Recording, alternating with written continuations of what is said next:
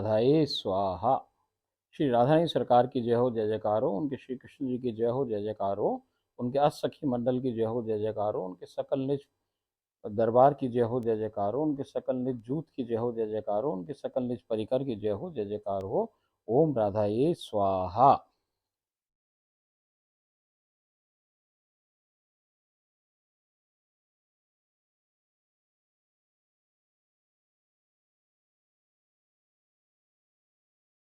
ओम राधाए स्वाहा। जय श्री राधे, राधे राधे। देखो भैया, अजब गजब लीलाओं में आपको राधा रानी सरकार ने प्रवेश प्राप्त करवाया है। मुझको करवाया है, गीता बावरी को करवाया है। जैसे मैं आपको एक बार पहले ही बताई कि ये गीता के लिए लीलाएं सब घटित हो चुकी हैं, मेरे लिए सारी लीलाएं घटित हो चुकी हैं। अब ये आपकी बारी है। तो अब ये जो लीलाएं सब कुछ घटित हो रही हैं, ये सब केवल आपके लिए हो रही हैं। तो आप ही इसके अंदर गीता बावरी बने हुए हो। ये सब कुछ आप पे हो रहा है। ये मन में दृढ़ विश्वास कर लो कि जो कुछ हो रहा है कोई कथा कहानी नहीं हो रही है सरकार। ये सब कुछ कोई अद्भुत आपके जीवन में, कोई आप अपने किसी जन्मों जन्मों के अंदर कोई ऐसे सुकृत कर्म करके आए हो जो सब इकट्ठे हो गए, जिसका ये एक संग फल निकल के आ रहा है कि आप पे राधा रानी सरकार अतिशय प्रसन्न हो गई है और उसने अपने लीला देश में आपको भाई साहब प्रवेश प्राप्त करा दिया है। ये कोई अद्भुत घटना है सरकार। कोई गिने चुने इक्के दुक्के पूरे संसारों में भैया बहुत कम लोगों को, छांटे छिटाए जीवों को ऐसा सौभाग्य प्राप्त होता है। देखो सरकार, अपनी चैनल को कितने से लोग देखें, 100, 150, 200, 300, मगर भैया इसमें से भी कोई जो रेगुलर देख रहे होंगे और कोई भैया समझदारी से देख रहे होंगे, जो लीलाओं में प्रवेश प्राप्त कर रहे होंगे, उनमें से भी बहुत थोड़े से होंगे सरकार। तो देखो, कल गीता बावरी की परीक्षा ली उन्होंने कि भाई वो कर्ण फूल की लीला करी कि भाई खुद खो दिया, वो मिला ही ना। अब वो पूरा परिवार ने भी ढूंढ लिया, सब ने ढूंढ लिया, और अंततः उसने अपने कान के स्वर्ण के जो कर्ण फूल हैं वो उनको विग्रह को धारित करवा दिए हैं। अब आगे क्या घटित हुआ, अब अपन अगली लीला में प्रवेश प्राप्त करते हैं। ओम राधाई स्वाहा। तो कल अपन ने श्री लीला 90 में प्रवेश प्राप्त किया। आज हम श्री लीला 91 में प्रवेश प्राप्त करानी है राधा रानी सरकार हमको। आज मानसी में बैठते ही प्रकट आप श्री व उनके कान्हा के श्री चरणों को स्पर्श कर चूमा चूसा व चाटा है। श्री अष्ट सखियों को सादर दंडवत प्रणाम किया है। अचानक यहीं से लीला प्रारंभ हो गई है। आप श्री गोलोक में ही वहीं छत्री में विराजमान हैं। मैंने हताशापूर्ण रूप से, भाई अब ये हताशापूर्ण रूप से कहा क्योंकि इसने मुझसे कही कि भाई ये मुझे मिला ही नहीं, जय जय, मैं क्या करूं। तो मैंने कहा भाई जाके उनसे माफ़ी मांगो, कहो मिल नहीं रहा है सरकार। आप ही कोई ऐसी जगह बताओ कि कहाँ खो गया जो मैं पहुंच जाऊं वहाँ, या आप मेरे को स्थान दिखाओ कि जहाँ से वो प्राप्त होगा। तो ये आज यही है कि मैंने हताशापूर्ण रूप से आपसी से कहा है कि मैंने आपसी के कर्ण फूल को बहुत ही परिश्रम से खोजने का भरसक प्रयास किया है, परंतु मैं क्षमा प्रार्थी हूँ कि मैं उसे खोज सकने में असमर्थ रही हूँ। जय जय ने मुझे आपसी से प्रार्थना करने को कहा है कि आपसी स्वयं ही उस स्थान का मुझे संकेत करें कि रास के मध्य आपसी का वो कर्णफूल कहाँ गुम हुआ है, या तो आपसी मेरे संग उस स्थान पर पधारें और मुझे वो कर्णफूल प्राप्त करवाएं। देखो सरकार, लीला ये थी ही नहीं कि कर्णफूल खो गया। कहाँ खो गया कर्णफूल, कछु ना खोया। वो तो कान्हा है, उनके संग ही है। वो तो इसको दिख नहीं रहा। लीला तो दूसरी है कि इसने क्या किया उस कर्णफूल के खोए बाद। अब उस पे सारा है। तो वो क्या कह रही हैं, तो आपसी ने मुस्कुराते हुए कहा कि अब उसकी कोई आवश्यकता नहीं है, क्योंकि अब मुझे दूसरे कर्ण फूलों की जोड़ी प्राप्त हो गई है। अब मैं उन्हें ही धारण किए रहूंगी। देखो सरकार, वो क्या कह रही है कि भैया मेरी नजर तो तेरे कानों के फूलों पे थी, अब वो तूने मुझे पहना दी, अब मैं तो यही पहने रहूंगी। अचानक मेरी दृष्टि आपसी के श्री कर्ण युग्म पर पड़ी है। तब तो मेरे आश्चर्य की सीमा ही नहीं रही है जब मैंने आपसी के श्री कर्ण पटलों में धारित मेरे स्वर्ण के सुई धागा के आकार प्रकार के कर्णफूल, वो के वही कर्णफूल देखे हैं। इसने किसको पहनाए थे? विग्रह को। आज कौन पहने बैठी हैं? स्वयं राधारानी सरकार उस अपने कानन के बीच, कानन में वो कुंडल, वो कर्णफूल धारण किए हुए हैं, जो इसने विग्रह को धारण करवाए हैं। आपसे के श्री चरणों में बैठ, अब तो अनायास ही मेरे नयनों में से प्रेमाश्रुओं की अविरल धारा स्वतः ही प्रवाहमान होने लगी है। कि देखो सरकार, मतलब एक नौकरानी को आभूषण महारानी पहने हुए है। क्यों पहने हुए? कि यहाँ कोई कोई नौकरानी और महारानी ऐसी ना है यहाँ जो अपने संसार में हुए, कि महारानी कैसे भाई को नौकरानी कोई चीज पहन लेना भैया। यहाँ तो नौकरानी भी राधा ही है, पहनने वाले भी राधा, जो पहनी थी जिसके आभूषण है वो भी राधा ही है अब तो राधा ने राधा के पहन लिए भाई साहब। कौन मालकिन कौन नौकरानी, ऐसो कछु वहां व्यवहार हुए ना।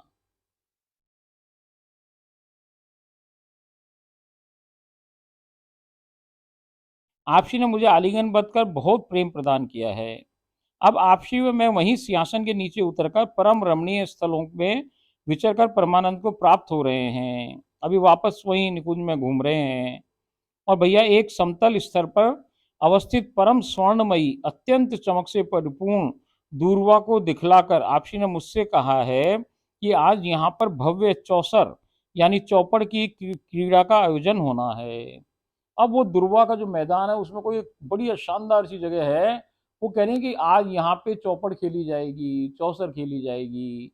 तो इसने सारे फूल लेके आई है और उस स्थान पे फूल का कालीन बना करके बिछा दिया है और बढ़िया तरीके से उस स्थान को सुसज्जित कर दिया है फूलों से, भांति भांति प्रकार से। मैंने तुरंत ही उस स्थान को फूलों के कालीन से आच्छादित कर फूलों की परम निराली सजावट से सुसज्जित कर दिया है। वहां समीप ही लस्सी और भाई साहब दुग्ध का शीतल पेय, सूखे मेवे, बीड़े इत्यादि का प्रबंध कर दिया है। कुछ ही समयावधि में आपसी के कान्हा व अष्टसखियां भी वहां प्रकट हो गई हैं। आपसी के कान्हा ने खेल का नियम बनाया है कि जो भी जिस वस्तु को दांव पर लगाकर विजय प्राप्त करेगा उस वस्तु का स्वामित्व प्राप्त कर लेगा। भाई साहब जो चीज दांव पे लगाई जाएगी वो जीत जाएगा कोई आदमी, तो जो दोनों में से राधा कृष्ण में से जो जीते वो उसका स्वामी कहलाएगा, बन जाएगा उसका स्वामी।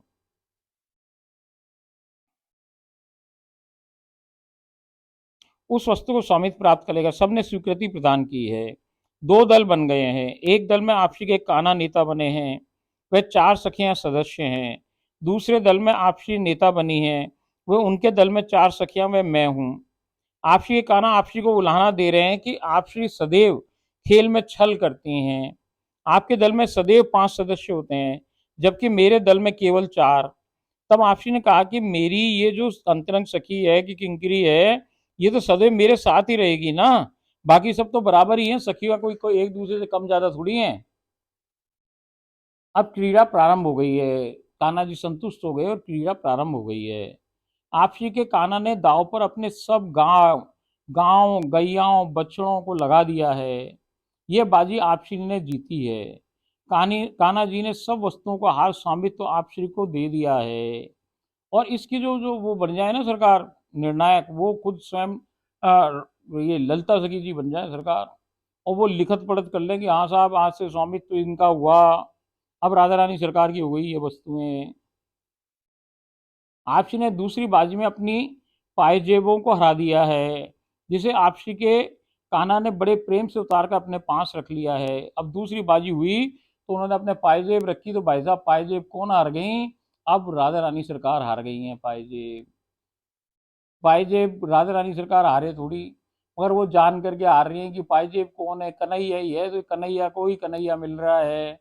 और जो कन्हैया को मेरे चरणों में से पायल उतारने में जो रस मिलेगा, जो आनंद परमानंद प्राप्त होगा भैया, वो प्राप्त कराने के लिए वो उसको अपनी पायलों को हार गई हैं। और वो पायल कान्हा जी स्वयं अपने हस्तों से उतार करके अपने पास रख रहे हैं। अब आपसी के कान्हा ने अपनी बांसुरी हारी है, जिसे आपसी ने अपने पास रख लिया है। आपसी का ये आपसी और कान्हा के बीच का ये भाई साहब प्रेम सेतु ही तो है। अब ये उन्होंने अपने पास रख लिया है। तब तो आपसी ने चंद्रिका, गलहार व संपूर्ण आभूषण एक एक कर हार दिए हैं। आपसी के कान्हा ने बहुत ही प्रेम पूर्वक सभी आभूषण आपसी के श्री अंगों से स्वयं ही मंगल करने का परमानंद प्राप्त कर रहे हैं। और वो चाहे ये कन्हैया, और जो कन्हैया चाहे वो राधा क्यों ना चाहे सरकार। और वो चाहे कि भाई ये कान है, इसमें से ये हट जाएंगे जब, तब ये कान की सुंदरता कैसे लगेगी। ये मांग टीका हट जाएगा तो इनका ललाट कैसे लगेगा। ये इनकी नथुनी हट जाएगी तो यहाँ पे जो ये गाल है और जो नाक की जो सुंदरता कैसी है। ऐसे ही हर आभूषण को उन्होंने उतार लिया है। सारे आभूषण राधा रानी सरकार हार गई हैं।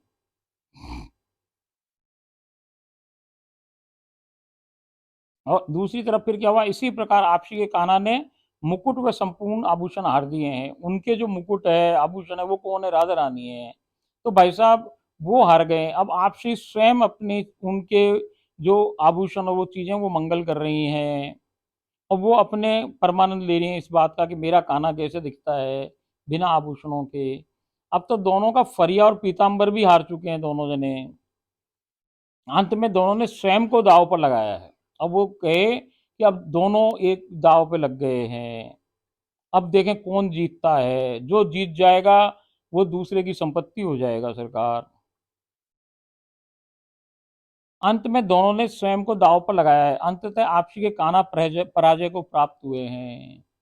अब भाई साहब कान्हा की संपत्ति भी तो उन्हीं की हो जाए। जब कान्हा ही उनकी संपत्ति हो गया तो जो कान्हा के पास है वो सब भी तो राधा की संपत्ति है। तो जीता कौन अंत में?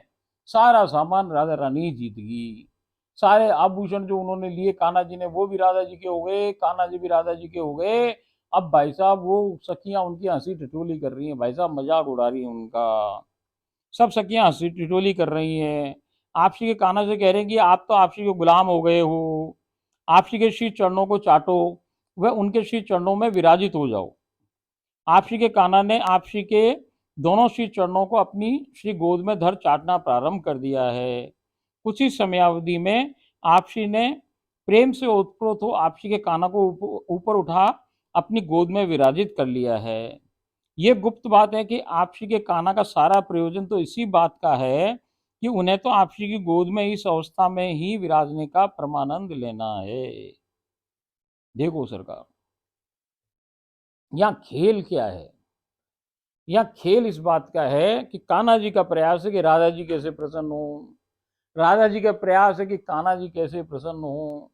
और कान्हा जी क्या चाह रहे हैं कि भैया ये जो राधा जी वसन मुक्त हैं इस समय, और ये आभूषण मुक्त हैं, मैं इनकी गोद में जाके, मैं भी इस अवस्था में उनकी गोद में जाके विराजमान हो जाऊं।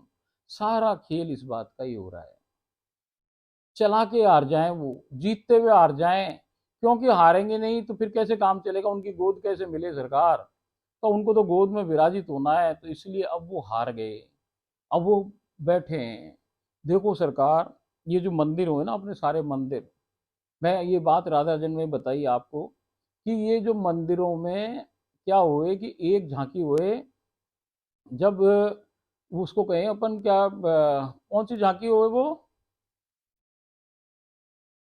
एक तो जैसे अपनी अपनी अलग अलग झांकियां हो, जो शयन की झांकी हो उसके पहले एक झांकी हो जिसमें उनके आभूषण बिल्कुल कम कम हुए। वो औलाई के दर्शन कहलाए वो। जो वो औलाई की झांकी हो ना, उसमें क्या हो कि भाई उनके सारे वस्त्र और आभूषण बिल्कुल हल्के कर दिए जाएं। उनके सारे आभूषणों को बिल्कुल कम कम कर दें। तो वो क्या है, वो यही है कि अब कान्हा चौरस, वो इसके अंदर हार के लूटा पिटा कान्हा हो गया है वो। ये बताने की हमको रोज प्रयास करें। क्योंकि वो मंदिर के अंदर जो वो हो ना, ऐसे महल है वो, तो महल के अंदर रोज चौरस हुए सरकार। जब वो उठे ना शयन के दिन के बाद, और उठ के जब वो राजभोग के बाद सो जाए, पौड़ जाए, और जब वो फिर उठे ना, तब भैया ये चौसर कोई खेल हुए। और इसमें रोज ही वो हारे। और ललिता जी कहें, लिख लें कि भाई ये तो चोर उचक्का है, ये तो उठ जाए भाई साहब, भाग जाए, कल को नट दे तो इसे नोट कर लो, स्टैम्प पेपर पर नोट कराओ कि राधा रानी की संपत्ति है कान्हा। तो भैया ये गोलोक की कहानी है। यहाँ की संपत्ति, कृष्ण किसकी संपत्ति, राधा रानी की संपत्ति है। यहाँ हम ये कह ही नहीं सकते कि मेरो कान्हा। यहाँ कान्हा किसका है, राधा रानी का है। तो इतने सारे खेलों में, इतनी सारी लीलाओं में हम जो बार बार आपसे कहें कि राधा रानी को कान्हा, राधा रानी के श्री कृष्ण। हम कभी ये ना कह सकें भैया, वहाँ को कोई भी निवासी, कोई भी सिटीजन नित्य वृंदावन को ये ना कह सके कि भैया कान्हा मेरा। और यहाँ सब क्या कहे कि मेरो कानो, मेरो कानो, मेरो कानो। और भैया यहाँ नहीं है पॉसिबल है। इधर वो सबके संग शेयर करे कान्हा को, वो भाई 300 करोड़ गोपियों के संग भी शेयर करे, वो भाई साहब सखियों के संग भी शेयर कर ले, वो भाई साहब 16,108 रानियों के संग भी शेयर कर ले अपने कान्हा को, राधा रानी। मगर यहाँ कहानी उल्टी सरकार, कान्हा यहाँ गोलोक में, नित्य वृंदावन में, नित्य गोलोक में सरकार, वो केवल और केवल राधा रानी की संपत्ति।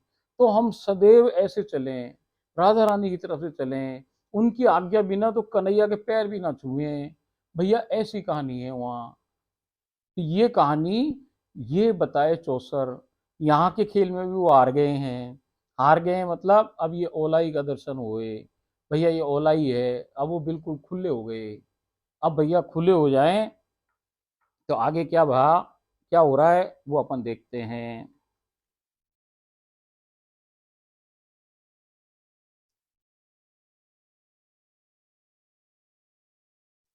आज्ञा प्राप्त कर मैंने सबको लस्सी, दिव्य आम व दिव्य अमृत फल, अमरूद का भोग पवाया है। अमृत फल कहे अमरूद को। सखियां वहां से लुप्त हो गई हैं। मैंने बच्ची प्रसादी जय जय गुरु माता व इस जन के परिवार के सदस्यों को पवा, स्वयं भी पाई है। तुरंत ही जहाँ शीघ्रातिशीघ्र शयन कक्ष को दिव्य परम सुरभित मोगरे व गुलाब के पुष्पों से सजाया है। सब और फूलों को परम निराली रीति से आच्छादित कर सुसज्जित किया है। अतिशय सुंदर पीली चादर पलंग पर बिछा फूलों से बेहतरीन सजावट की है। बांसुरी का अतिशय मनोरम मोगरे के फूलों से चित्रांकन किया है। मेरे पुनः उस स्थान पर पहुंचने पर पाया कि आपसी के कान्हा आपसी को श्री गोद में उठाकर शयन कक्ष की ओर अग्रसर हैं। आपसी ने मेरा हाथ थाम लिया है। सजावट निखर निरख दोनों प्रसन्न हुए हैं। अब इसके बाद केली हुई है वहां पे। इसने सब आदेशों का पालन किया है।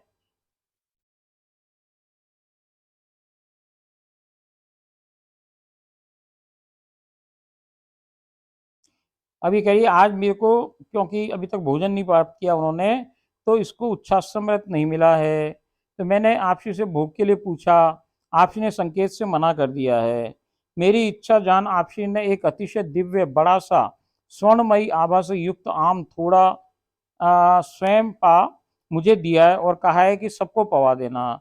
मैंने वो आम जय जय गुरु माता व मेरे इस जन के परिवार के सदस्यों को पवा, स्वयं भी पाया है। दोनों निद्रावस्था को प्राप्त हो रहे हैं। मुझे जाने का संकेत हो गया है। मैं श्री चरणों को स्पर्श कर पुनः संसार में आ गई हूँ।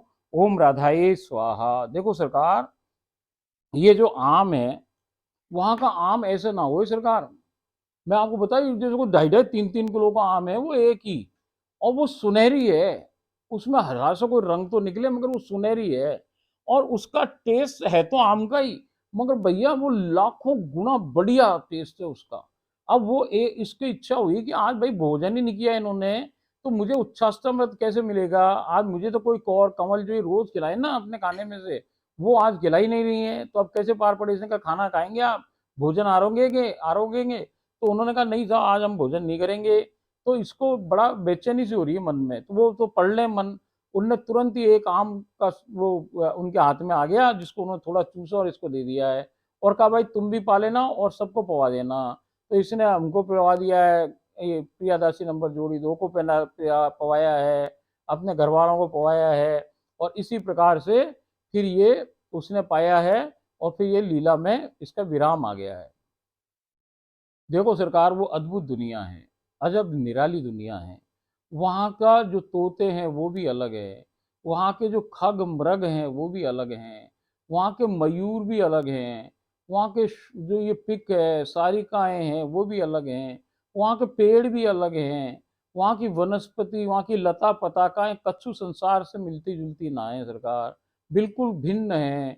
वहाँ के पुष्प भी बिल्कुल भिन्न हैं, वहाँ की सुगंधियाँ भी भिन्न हैं, वहाँ की नदियाँ भी भिन्न है, वहाँ के पहाड़ भी भिन्न है। वहाँ कुछ भी संसार जैसा नहीं है। संसार में जो कुछ भी हम सोचें सुंदर से सुंदर, वो भैया कुछ भी ना है। वहाँ के पाँव की धूली भी ना है उस सुंदरता की। वो सुंदरता कोई असीम सुंदरता है, कोई अजीब सी सुंदरता है, जिसको बयान शब्दों से कर ही नहीं सकें, क्योंकि हम शब्द कहाँ से लाएंगे, पहली बात। दूसरी बात, हम तुलना किससे करेंगे जब चीज वैसी कोई है ही ना।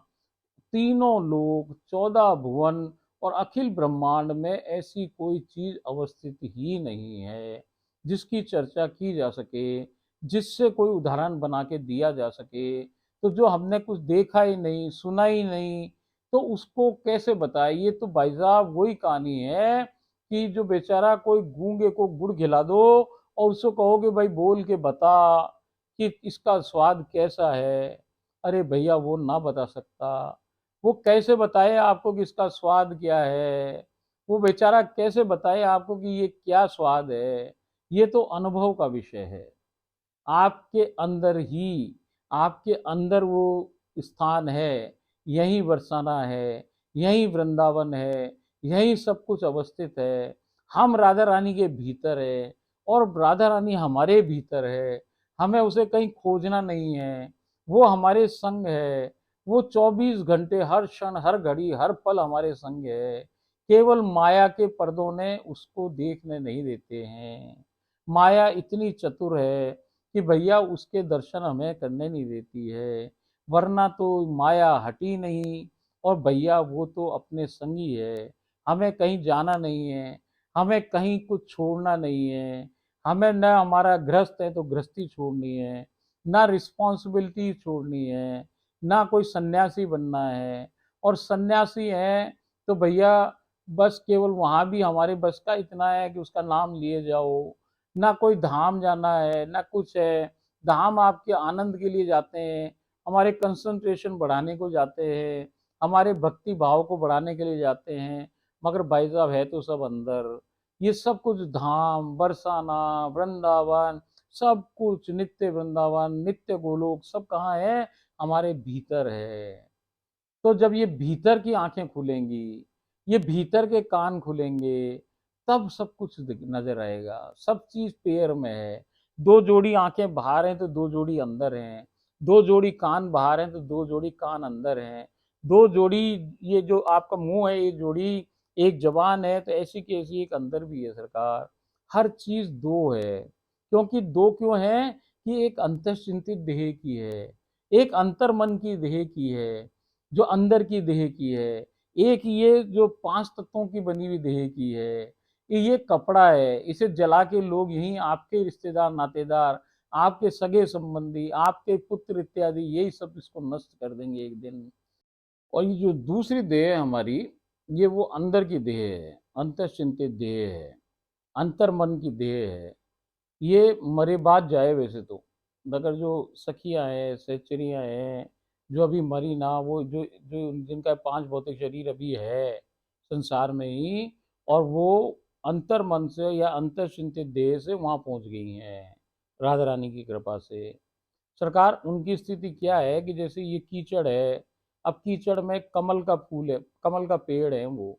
अब कमल का पेड़ इतना समझदार है सरकार कि जैसे वो पेड़ बने कीचड़ के अंदर, तो किसी को वो पेड़ जैसे लगे जो पानी का पेड़ है सादा सही। फिर जो वो अपने पत्ते लगाए तो भाई साहब वो उसकी सतह पे लगाए कीचड़ की। और फूल उससे भी चतुर, वो तो 1-2 फीट ऊपर जा करके फिर खिले। तो सरकार नीचे वाले कीचड़ वालों को पता ना कि ऊपर की क्या स्थिति है।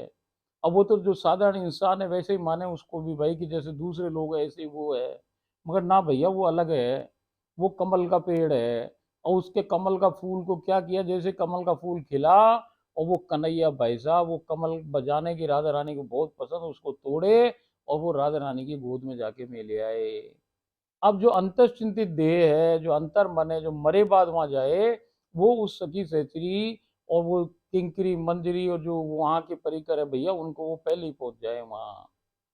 अब आप, समस्या ये है कि भाई ये कमल का पेड़ का जो ये फूल है, या वहां पहुंचे कैसे पहले आदमी? अब यहाँ वाला जो वो जो जीव की छाया शरीर रह जाए, वो तो भैया राधा रानी की कृपा से चले।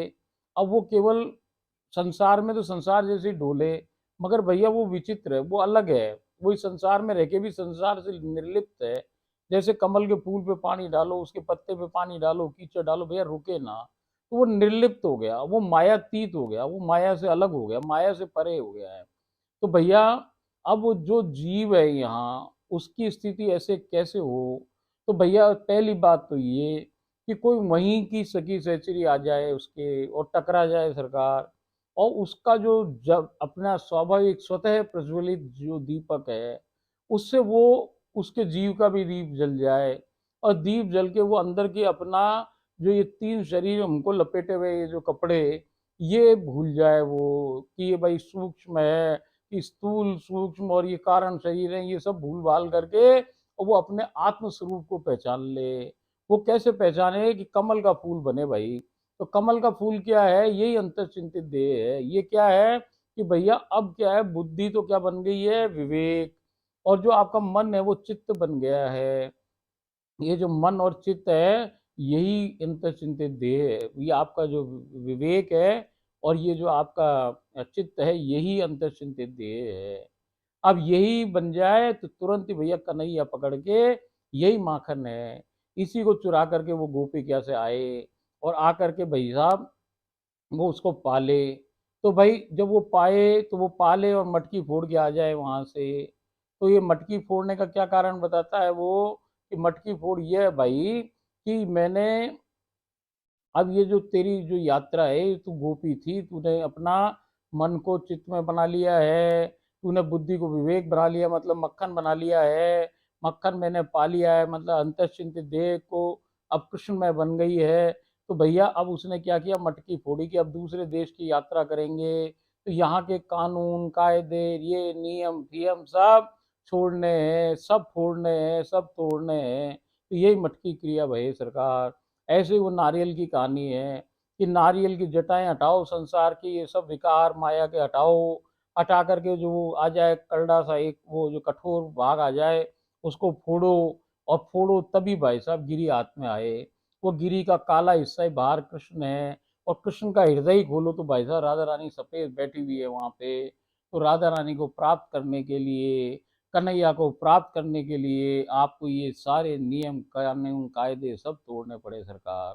फोड़ने पड़े, तोड़ने पड़े, छोड़ने पड़े, तब जाकर के आपको राधा का प्रेम मार्ग खुलता है। तो यही कहानी है सरकार। अब ये जो माया है इतनी चतुर है, इसने आदमी को भाई साहब भूल भुलैया में फंसा दिया है। वो बेचारा रास्ता ढूंढ रहा है इधर से उधर, उसके दलदल में फंस गया है, कीचड़ में फंस गया है।